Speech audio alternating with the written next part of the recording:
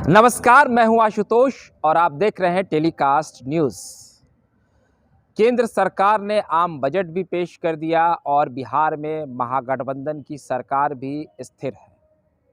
हाल के दिनों में ये दो घटनाएं काफ़ी चर्चाओं का विषय था। एक तो ये कि इस साल केंद्र सरकार किस प्रकार अपना लुभावन बजट पेश करेगी, जिससे अगले साल होने वाले लोकसभा चुनाव में वो जनता के बीच पूरी मुस्तैदी और पूरी तेज़ी से जाएगी।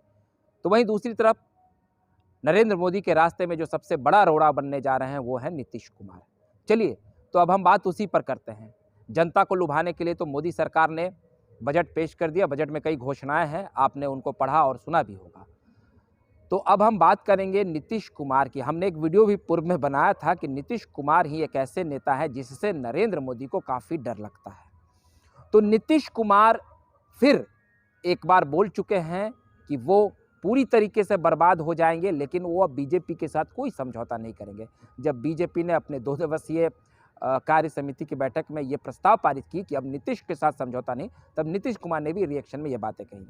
अब एक बात समझिए कि अगले साल होने वाले लोकसभा चुनाव में नरेंद्र मोदी के सामने सबसे बड़ी चुनौती क्या है। जी हाँ, चुनौतियाँ तो उनके सामने पैदा धीरे धीरे हो रही हैं। चुनौतियाँ हिंदी भाषी क्षेत्रों से आ रही हैं। चलिए, सबसे पहले महाराष्ट्र की बात कर लें। महाराष्ट्र में कुल लोकसभा की 48 सीटें हैं।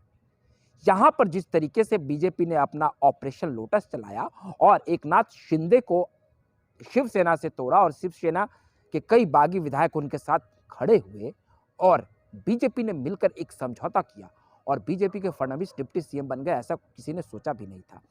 तो दरअसल जो बीजेपी ने जो चाल चली और जो सोचा, लेकिन क्या अब वो चाल उल्टी पड़ती दिख रही है? क्योंकि वहां पर जो उपचुनाव हुए, उस उपचुनाव में शिवसेना को काफी जबरदस्त मत आए।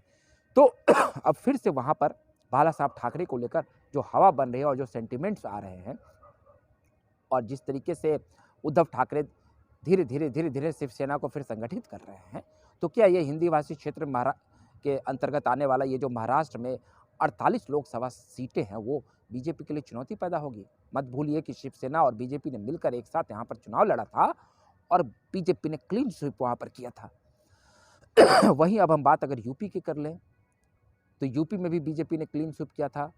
वहाँ की सीटों पर भी काफ़ी दबदबा था। बीजेपी ने लगभग आप कह सकते हैं 90% के आसपास सीटें वहाँ पर जीती हैं। ये आपको पता है 72 सीटें बीजेपी के कब्जे में हैं।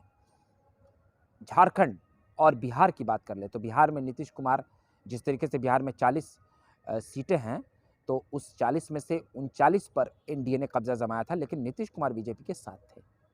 वहीं झारखंड में भी जो लोकसभा सीटें हैं वहाँ भी उनको नीतीश कुमार बीजेपी को चुनौती देते दिख रहे हैं।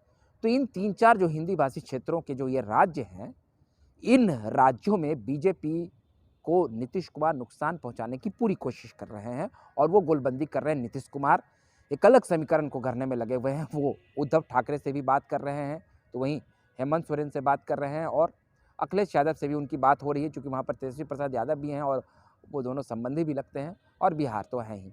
तो बिहार में जिस तरीके से एनडीए ने 39 सीटें जीती थी, निश्चित तौर पर एक सर्वे ने अभी महागठबंधन को बढ़त दिखाई थी लोकसभा चुनाव में। तो इस तरीके से जो हिंदी भाषी क्षेत्र हैं, उत्तर प्रदेश, महाराष्ट्र, झारखंड, बिहार और थोड़ा बहुत आप उड़ीसा की भी अगर बात कर ले, तो इन 4-5 राज्यों में अगर नीतीश कुमार समीकरण बिगाड़ देंगे तो निश्चित तौर पर मोदी सरकार के लिए चुनौती होगी।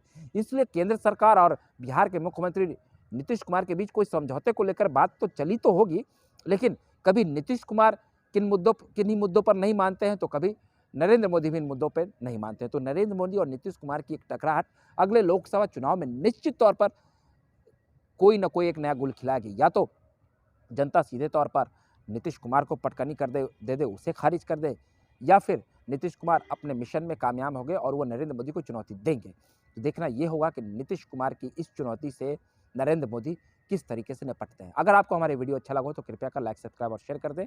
अगली बार फिर एक नई वीडियो के साथ आपके सामने हाजिर रहेंगे। तब तक के लिए आप हमें इजाजत दीजिए। बहुत बहुत धन्यवाद।